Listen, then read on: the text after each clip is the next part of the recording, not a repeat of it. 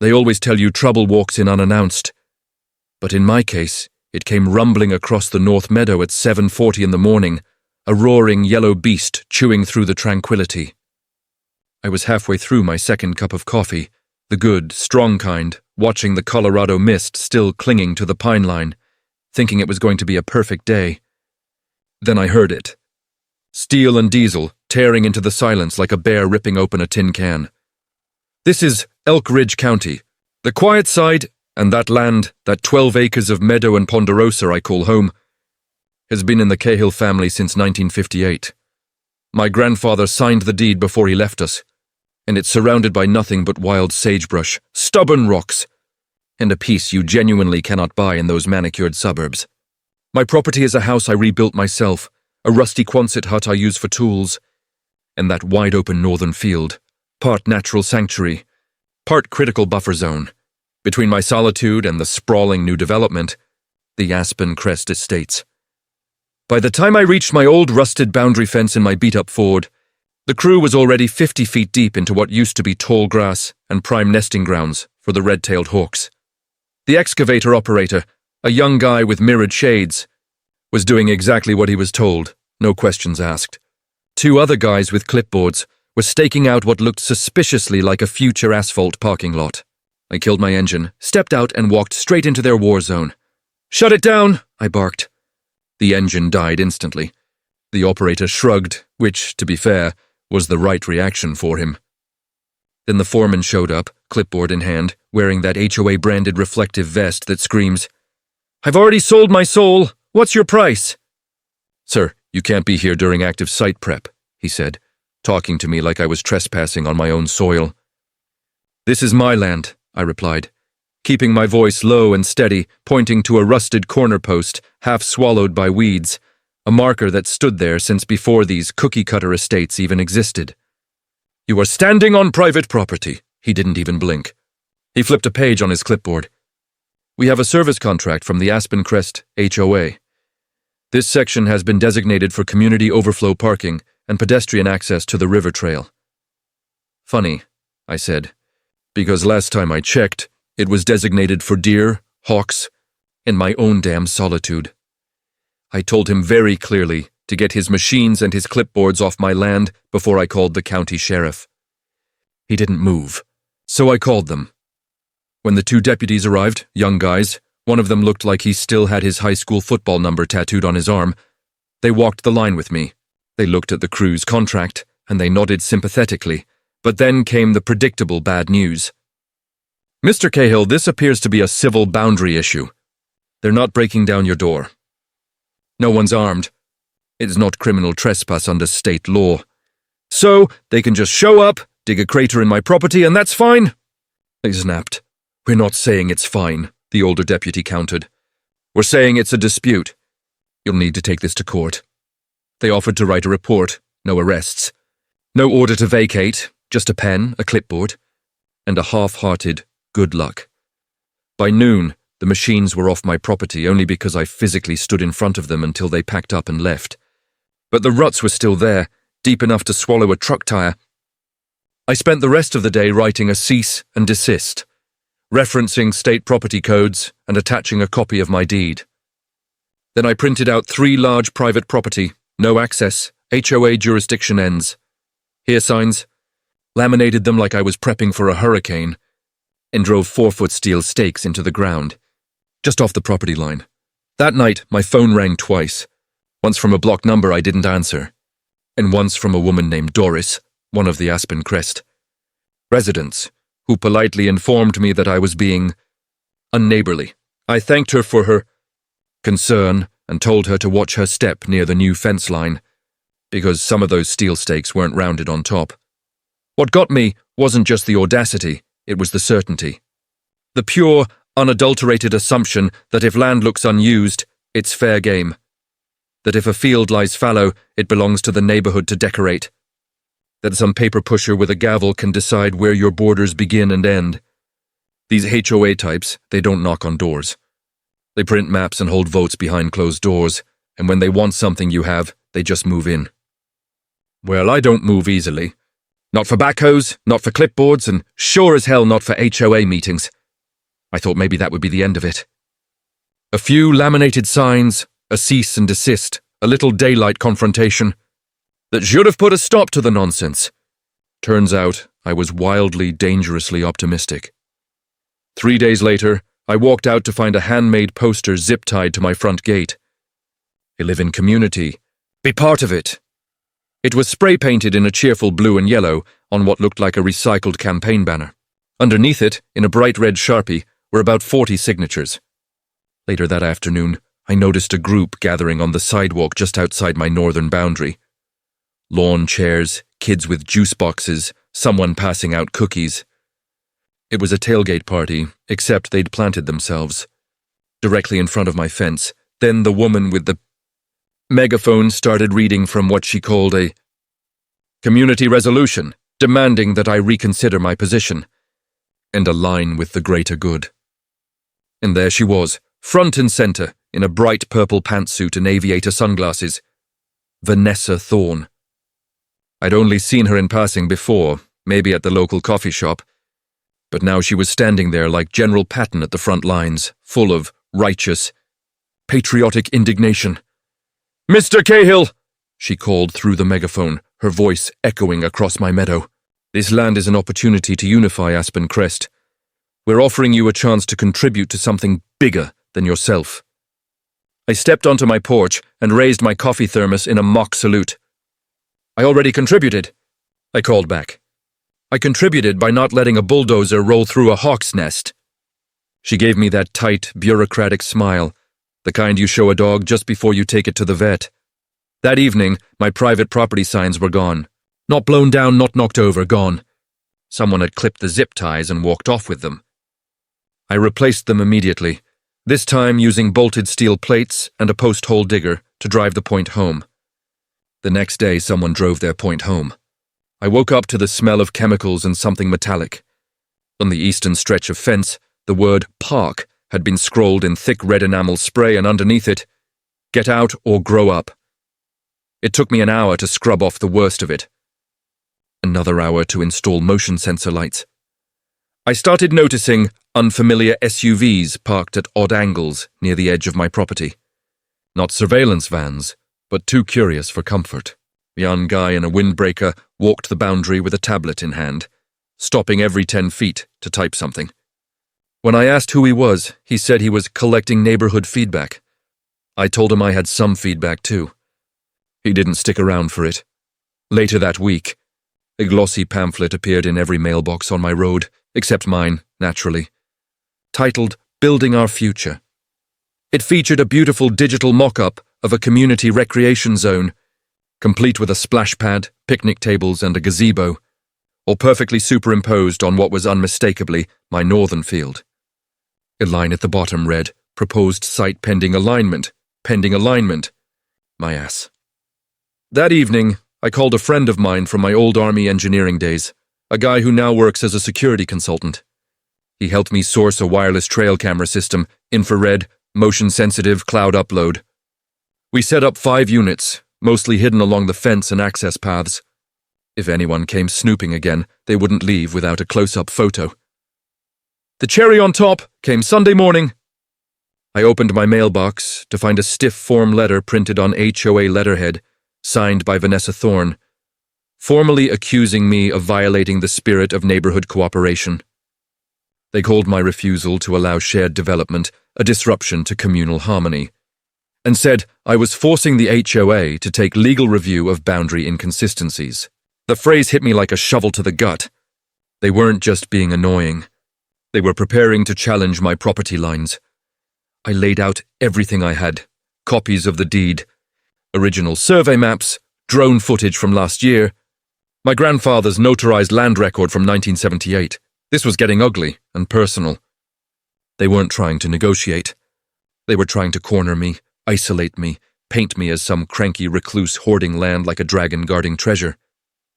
And just like clockwork, the lawsuit came in a stiff white envelope stamped official correspondence. That particular flavor of paper that smells like toner and the collapse of trust. Inside was a lawsuit, neatly stapled and bullet-pointed. The HOA was suing me for obstruction, malicious interference, and my personal favorite, violation of the cooperative spirit. But what really made my blood run cold was the final claim, that the boundary between my land and Aspen Crest was legally ambiguous and required judicial clarification. They were trying to redraw the map. I wasted no time. I called a local firm and got connected with a lawyer named Arthur Vance. Mid-50s, clean-cut, a Bluetooth headset that blinked like a pacemaker for his ego. He sounded confident. "Sounds like classic HOA overreach," he said, flipping through my deed. "They're trying to establish dominion through ambiguity. We can beat this." He filed a motion to dismiss, told me to stay calm, but something didn't sit right. He deflected every time I brought up the damage from the excavation, and he never seemed interested in the trail cam footage. Once, when I showed him a video of a group of HOA members holding an impromptu community prayer on the edge of my field, he actually laughed. "Optics like that could hurt you in court, Mr. Cahill. You don't want to seem hostile to community values." "Community values don't include trespassing," I snapped. Then the court issued a temporary injunction, preventing me from interfering with approved community enhancement efforts pending the outcome of the suit. In other words, I couldn't stop them from continuing construction on my land. Vance called it a procedural hiccup. So, construction resumed. I stood on my porch with binoculars and watched the backhoes return. They dug a trench right across the nesting ground and posted a sign, "Future Aspen Crest Pavilion, a place for us all." I felt like I was being buried under the weight of my own silence. That night, suspicion chewing at me, I pulled up the HOA's public records. And there it was. Arthur Vance, listed 3 times as a consulting legal advisor for HOA land acquisition strategy, all before he ever agreed to represent me. I almost laughed. The next morning, I marched into his office, threw the printed screenshots on his desk, and asked him to explain. He didn't deny it. He just steepled his fingers and gave me the kind of smile that usually comes with a knife between the ribs. "Technically, I'm not on retainer with them anymore," he said. "This is a small town, Mr. Cahill. I still represented you, didn't I?" Within the confines of professional boundaries. I walked out without another word. By noon, I'd fired Vance and filed a complaint with the state bar. By 2 p.m., I was in touch with a new lawyer, Dana Quinn, recommended by an old military contact. Dana didn't smile much. She also didn't blink when I showed her what Vance had done. "Classic sabotage," she said. "He delayed your filings and avoided pressing counterclaims. He was setting you up to lose. They're not just trying to take your land. They're trying to make an example out of you." I nodded slowly. "Then let's make one out of them instead. If there's one thing the Army teaches you, it's that when you're surrounded, you don't wait for permission to return fire." Dana and I went on the offensive.